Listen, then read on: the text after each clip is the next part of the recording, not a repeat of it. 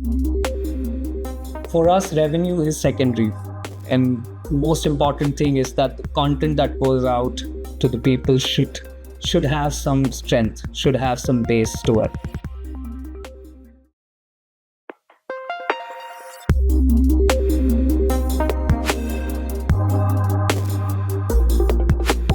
Hi everyone, and welcome to a new episode of the PressPectives Podcast. I am your host, Ruairí Doyle, and I am here to dive into the latest trends and ideas in technology and publishing together with incredible guests.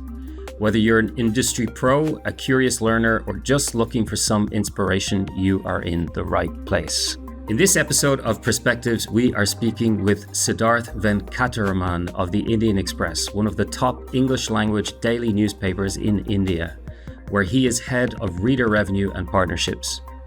The Indian Express is part of the Indian Express Group, which also publishes the Financial Express, along with a number of other regional publications, collectively reaching millions of readers every month. With a population of over 1.4 billion, the Indian market represents a fascinating publishing landscape.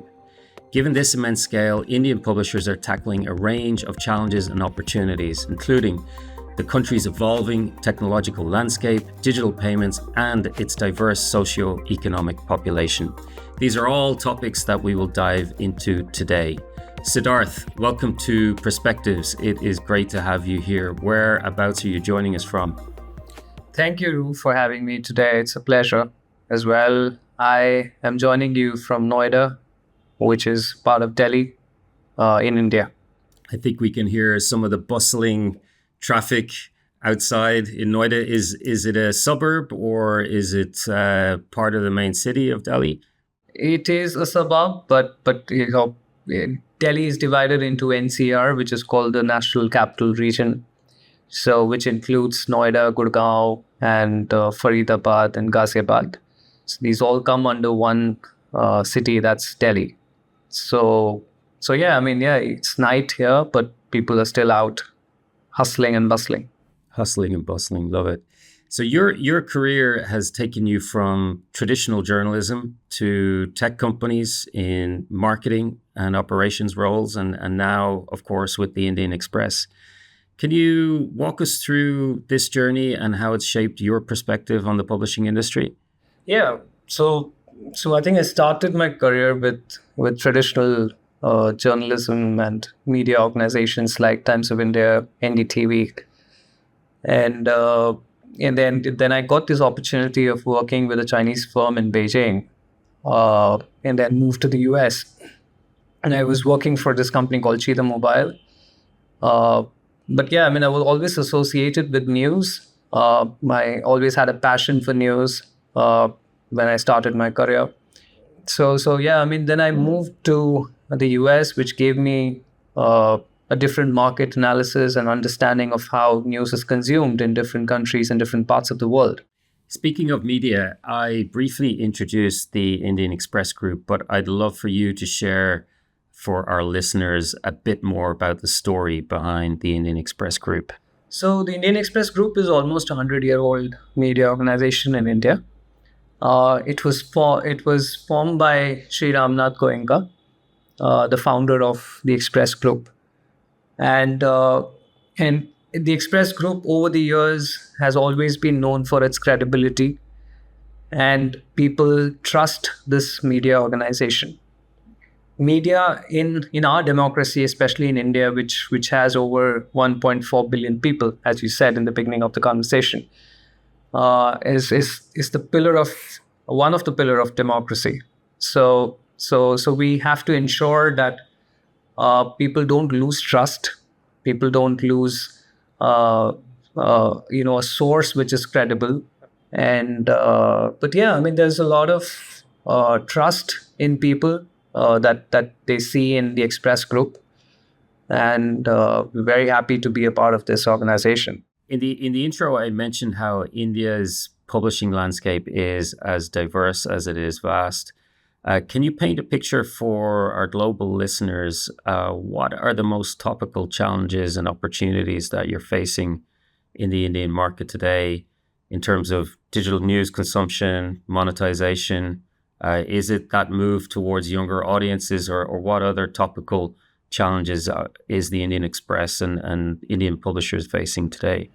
See, I'll speak about the Express Group. The biggest challenge that we face today is fake news, and the kind of social media platforms that are available. And I'm not going to name any of them, but it's very easy for the youth, and the internet penetration in India is almost 80 to 90%.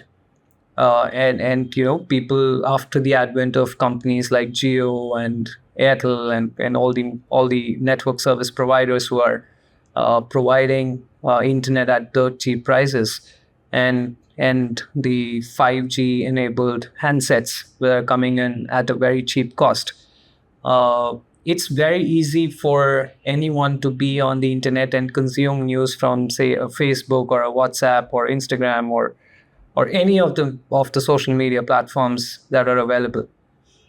And so what this does is that it kind of creates a perception in the minds of the youth or anyone who's consuming that news. And it kind of spreads like a wildfire. I myself have almost, say, hundreds of groups on my WhatsApp.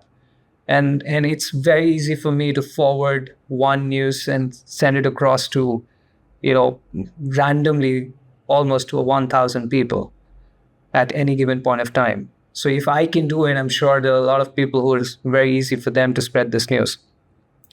So in terms of that landscape, the major challenge that we face is to, ensure that we maintain that credible news organization tag that we've been carrying for almost 100 years.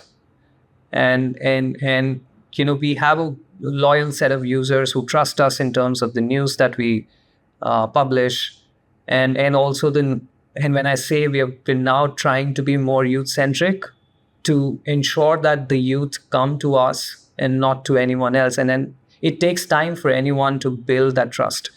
It's not easy for any news organization to come in the market and say, hey, we are now more youth-centric, you can trust us. Yeah, and so you should be. I mean, the Express Group has a legacy, like you mentioned, back to the 1930s. You've won numerous domestic and international awards for public interest journalism. But on that topic of relationship building in the age of hundreds of WhatsApp groups, how do you quantify or communicate the value of in-depth, investigative, credible, the word that you've been using about the Express Group? How do you communicate that to new would-be subscribers? How do you communicate that to the types of audiences who are receiving content and shares and forwards on channels like WhatsApp? How do you convince them that trustworthy content is something worth paying for? So in terms of communication with the users or subscribers, to convince them that, okay, this content is worth subscribing is just based on the quality of content and investigation that we do. So if you've seen in the past, we've kind of given a lot of investigative journalism content that has come up. A lot of content that would not have come out from any media organization, that has come up through the Express Group. And we are enemies with a lot of people in the government. We are enemies with a lot of people in the opposition too. But we follow a very mid path. We don't side with any government or the opposition per se in terms of our editorial guidelines. That we just report what it is. So that speaks for itself.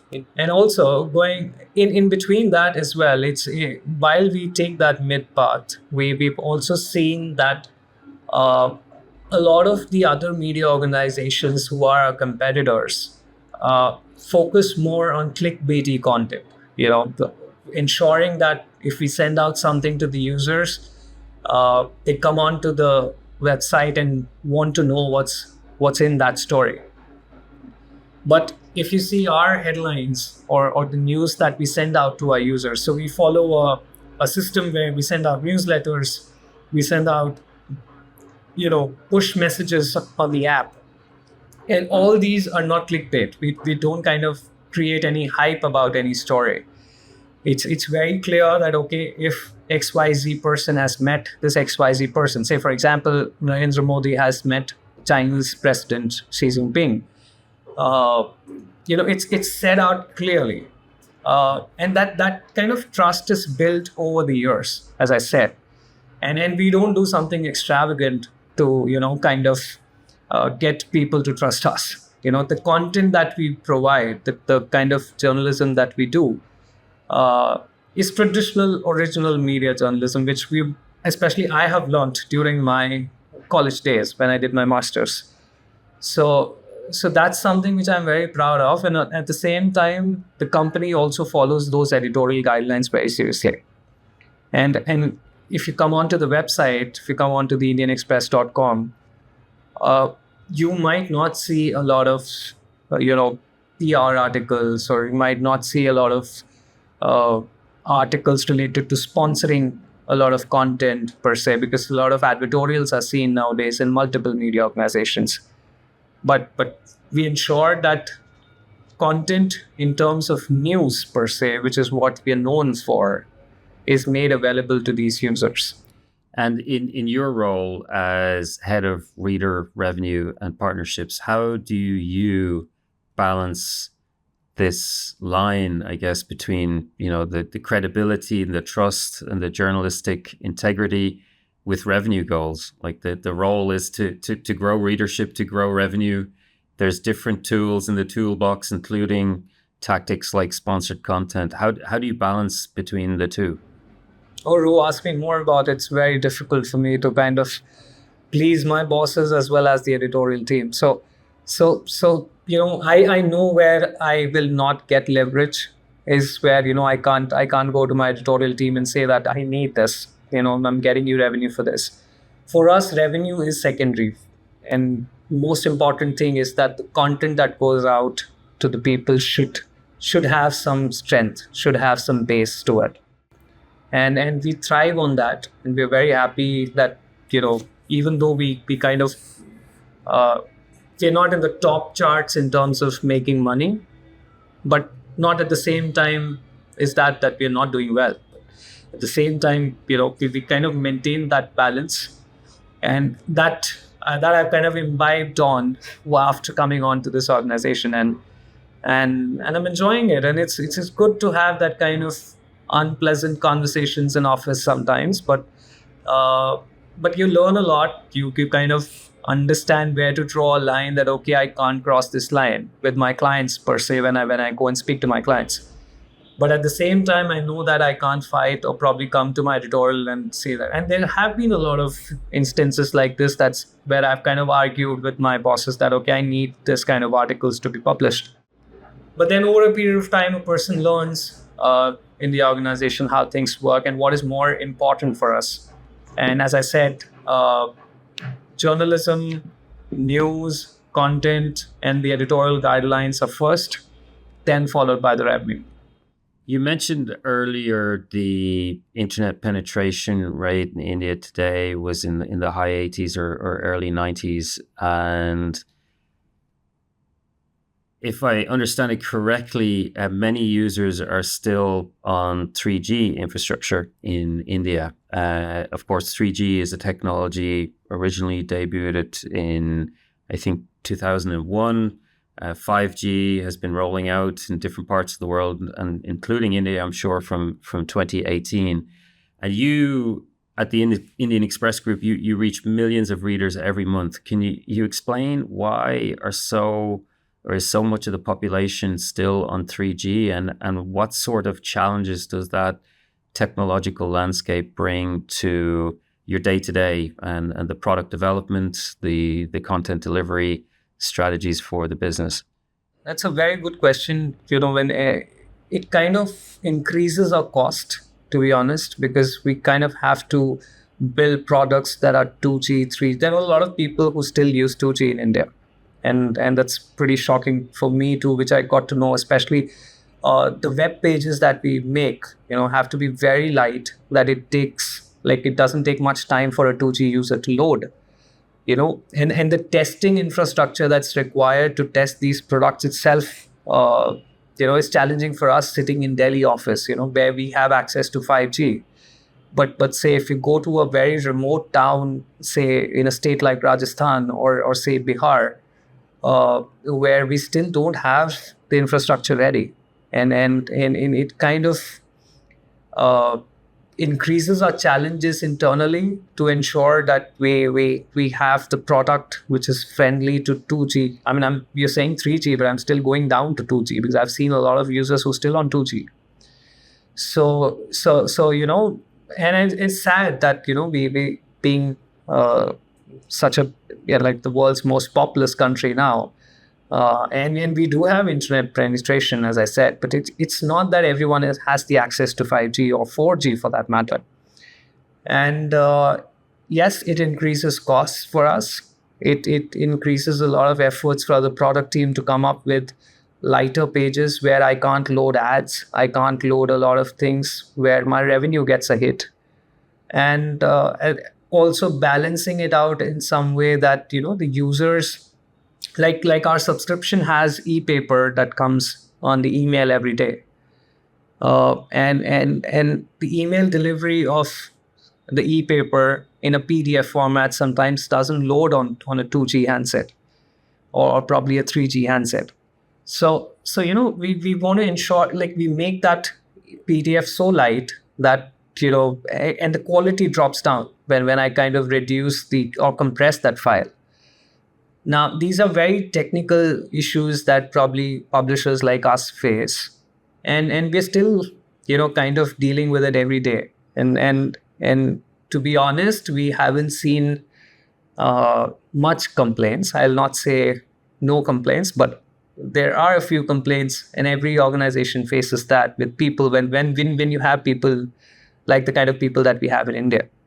So and it's freedom of speech, freedom of expression. Anybody can say anything to anyone. So dealing with that, yes, it infrastructure is improving. It's not that it's that bad. Probably 10 years back or 5 years back, it was even worse. But now things are kind of moving in the right pace, at the right direction. But yeah, I mean, you were right. So these are some of the challenges that we face, and the biggest challenge is, how do I ensure that whoever is a subscriber gets the best of what we have to offer? That's the kind of discussions we have with our product team. Even today in the morning, where we had this discussion with the product team, and there was a page about the US elections and how to make it more lighter. The page wasn't loading on a 2G set. And the QA team faces a challenge in terms of how do we get a 2G handset to test.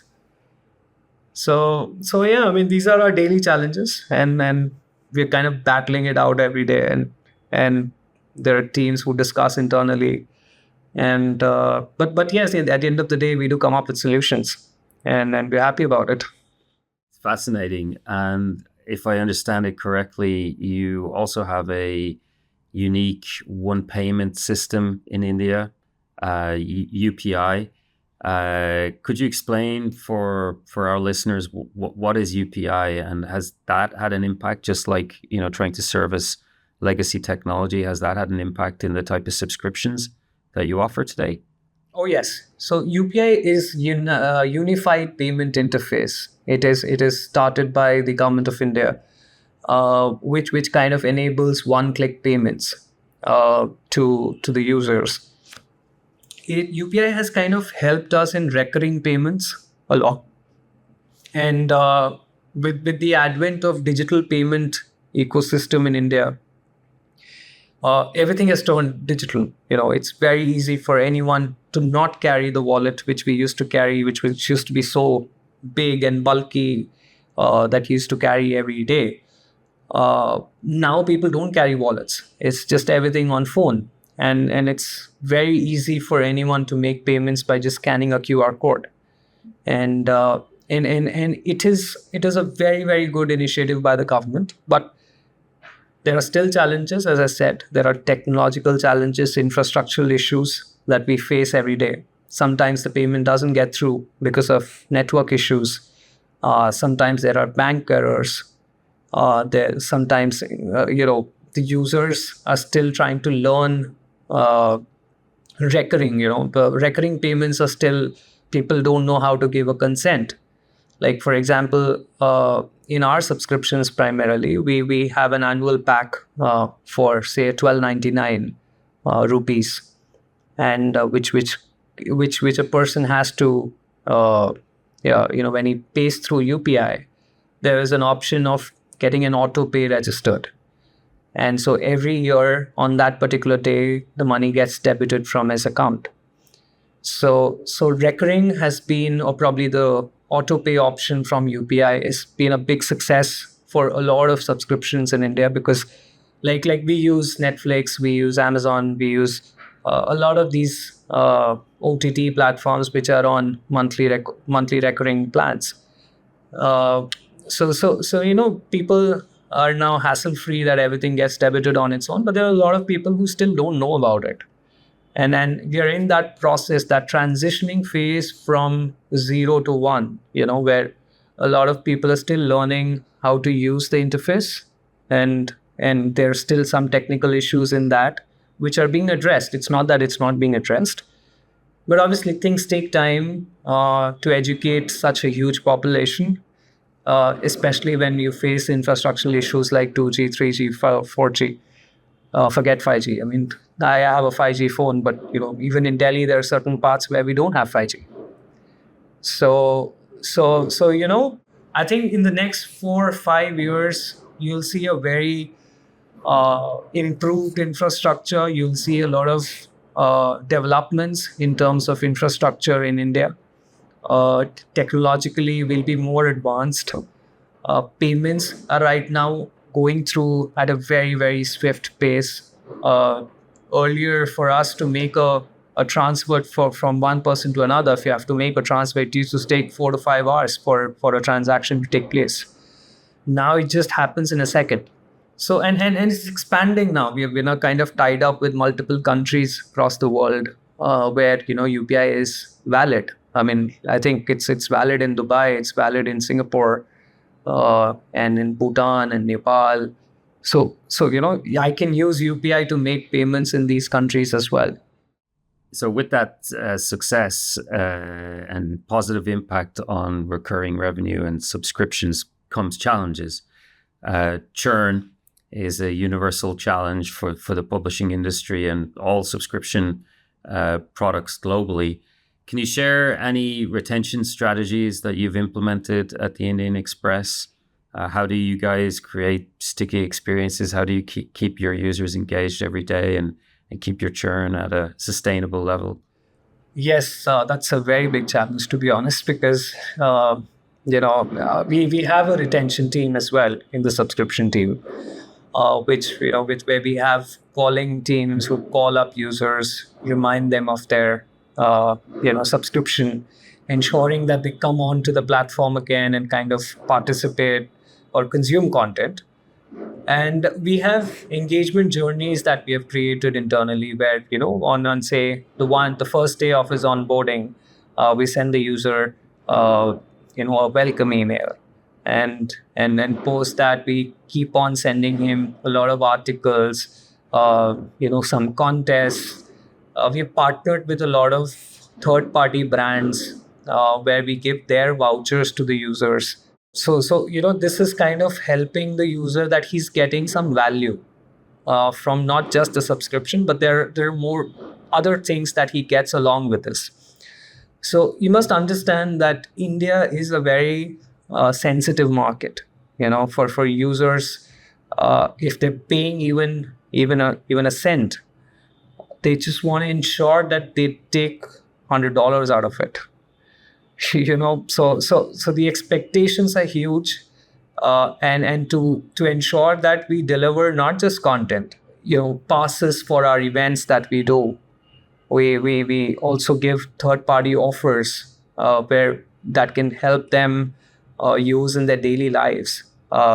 Like just to give you an example, we have a shopping platform called Myntra. Myntra is a partner. We give them 500 rupees off, which is say around $7-8 of value. And even if they purchase for 1,000 rupees, which is say around $16, they get a $8 discount. So it's a very discount centric market. So there's something, the user needs something more, and churn is, as you said, is a global issue, and we just kind of ensure that the user doesn't leave us. We kind of come up with these new ideas. Like we say that, okay, take 1 year subscription, get a 1 month additional subscription free. So these are some things which has helped us, and our retention has been good. We have very good loyal set of users who have always been a part of our content consumption.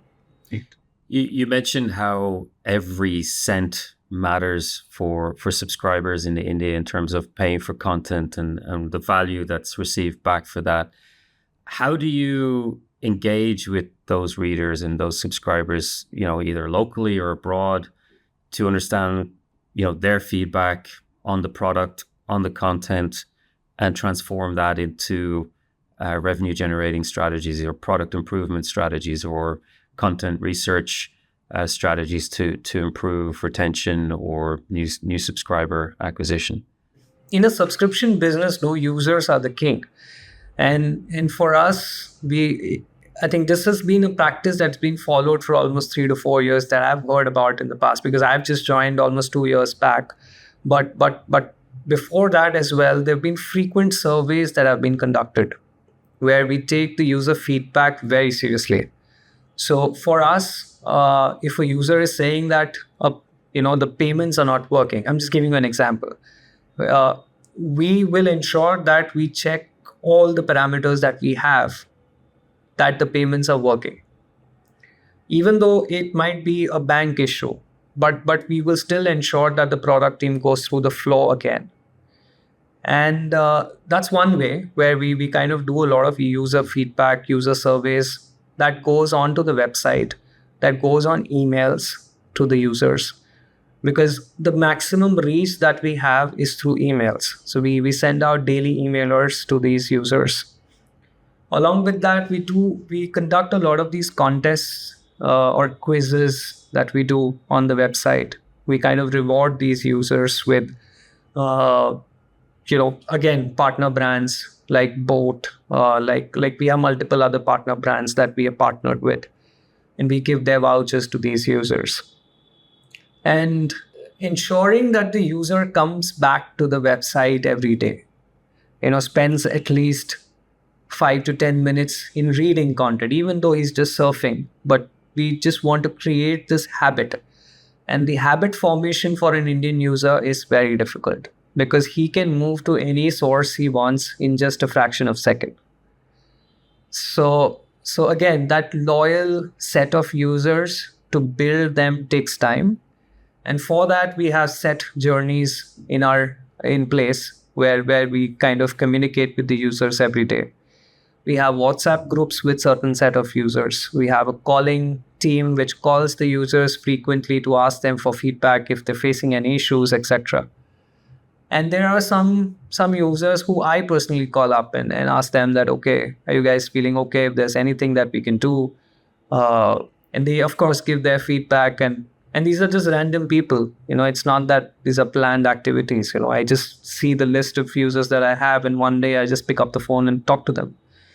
And that kind of helps me connect to these users to understand what they're facing and how we can improve the product. Then I circle back to my product team saying that, okay, I think we might need XYZ things on this on this product and how we can improve. You mentioned the future is subscriptions. Of course, print is a major part of the news industry. I'm curious, how big, how important, how much growth does the Indian Express Group see across print today, and what is the health of the print component of the publishing industry in India today? See, print has always been, will always be the priority, irrespective of whatever time. So print has been there since 1932. And that is a habit which our traditional news readers read every day. Even though if you go out in India, if you come to India, you'll see people carrying newspapers, even though they don't read them, but they'll still carry a newspaper, right? So that physical touch of a news is different from what you read on phones or on the website. And at Indian Express, print has always been our strength. Our editorials, our opinion articles, our explained stories that go on print are read by millions of users every month, and that is something which has been, we're very proud of that, right? So there are certain things that are very core to the legacy that we carry, and print is such. I mean, if I say. If I may, in fact, I can tell you that when I was a kid, when I was doing journalism, when I was studying journalism, Indian Express and the Hindu are the two newspapers that I used to read every day, because I was mad about newspapers, that physical touch, and to be candid, I think the smell of that newspaper that you get in the morning was something that you could die for. But then, of course, with time, people change. I stopped consuming newspapers every day, but I do read newspapers in office because I get them there. And in India, we have this UPSC examinations, which is the Union Public Service Commission, where they recruit the bureaucrats in the Indian government. So they read newspapers. So that's the source for current affairs and news, and that's the toughest examinations ever conducted in India. So to crack that, people read the newspapers day in and day out, to read every word of what is written. So that practice will never go, in India specifically. No matter how many digital platforms come in, no matter AI comes in, I'm of the opinion, I may be wrong, maybe 10 years later when we again chat, probably you would just come up to me and say, hey, you said this. But I think 10 years down the line, I still don't see newspaper getting obsolete. Coming back to your question, I think print is doing well, and digital is not coming in between, for sure. Let's talk a little bit about the Indian diaspora. It is quite something. I think in the region of 35-40 million people around the world in the Indian diaspora, which is around the size of the population of Canada, where I'm calling you from. How big an audience does this represent for the Indian Express Group, and how do you build a relationship with them? See, the Indian diaspora that you spoke about are very important, because they come with a different set of opinion of India from outside. They know what the world is thinking about India. But unfortunately, say, for example, if somebody's in the US, they are not knowing what's happening in the ground here in India. So that's where media organizations like Indian Express come in, who kind of give them the right set of content, and also give them a perspective on what's happening. And of course, they're free to choose what they want. In terms of engagement with these users, we do have an international web page which kind of gives international content specific to different parts of the country or the location specific that they're from. So the homepage that opens up on the Indian Express, if it's opened in the US, would be more of a US centric homepage, and then you'll have bifurcations of India, you'll have bifurcations of sports, and other domains, that other verticals that we cover. Now, for somebody sitting in the US to have the Indian perspective of the US elections is very important because his roots are belonging to India. His family is here in India. And that's what we capture, that's where we come in. And people like organizations like Press Reader are helping us to reach that.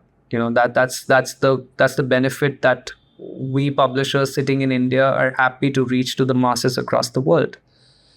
And especially our people, because our people are there, as you said, almost the population of Canada across the world. So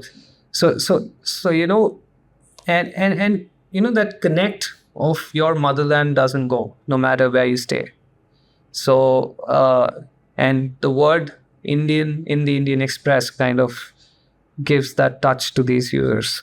Thank you for the endorsement and the partnership, and I couldn't agree more about the draw of the motherland. I have an individual subscription to the Irish Times, where I keep in touch with what's happening at home. Just two more questions for you.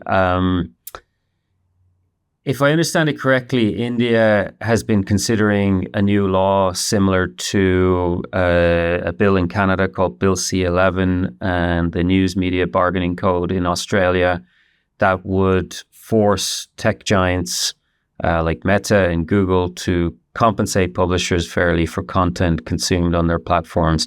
Do you have any local context around this development? Is the law in effect? Is it coming into effect? And are publishers being given a seat at the table in how this is being shaped? Not really. I think it's still in the works, as per my knowledge. But I think a lot of these, like we do have this option of reporting content that is probably not appropriate, or it's not fair, or probably it's that report option on these platforms has become more prominent now.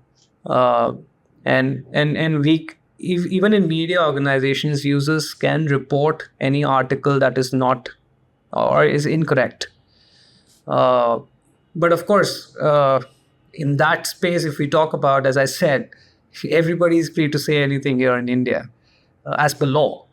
So that there are some challenges to it as well. There's freedom of speech, there's freedom of expression in India. So having such laws implemented will take time. It's not going to be easy for the government to come up with such laws. You mentioned earlier the strength of the print component of the publishing industry in India and how it's interwoven into the fabric of society. One of the emerging trends today, obvious elephant in the room, is AI. I'm interested to know, at the Indian Express Group, are you experimenting with AI? Are you incorporating it in either on the content development or the product development side of things? What's happening overall in terms of the publishing industry and AI in India as a whole? See, AI is the future for digital content ecosystem, and we're very much at pace with it. Our COO, Nand Gopal Rajan, he himself is a tech enthusiast, and we're very, very, very much in that space right now. So a lot of things are being experimented every day as we speak.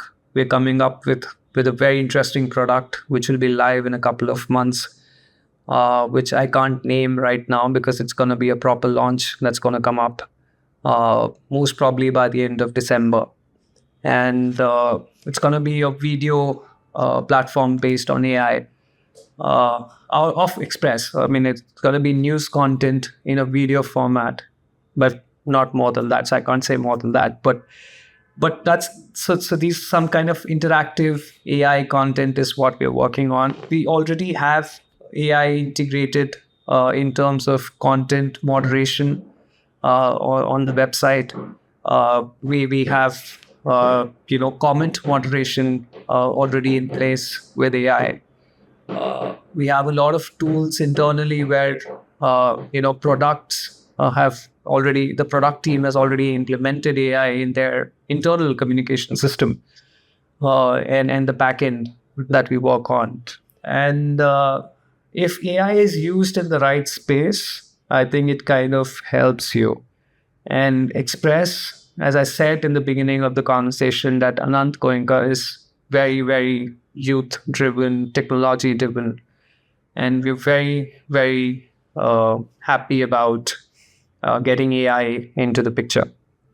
And yes, I mean, in a couple of months, you're going to see a lot of news coming out of the Express office. Excited. We will be paying close attention. Finally, to sign off with a question we like to ask all of our guests. Imagine a parallel universe where you're not in this world of reader revenue and partnerships or digital media and journalism. What unexpected career or passion might you be pursuing? I think music. So I love singing. I've been a music composer. I've been singing. I do a lot of stage shows here and there in Delhi whenever I get time. I have my small band that we kind of jam every month. So yeah, I mean, that's a passion that I'll never miss.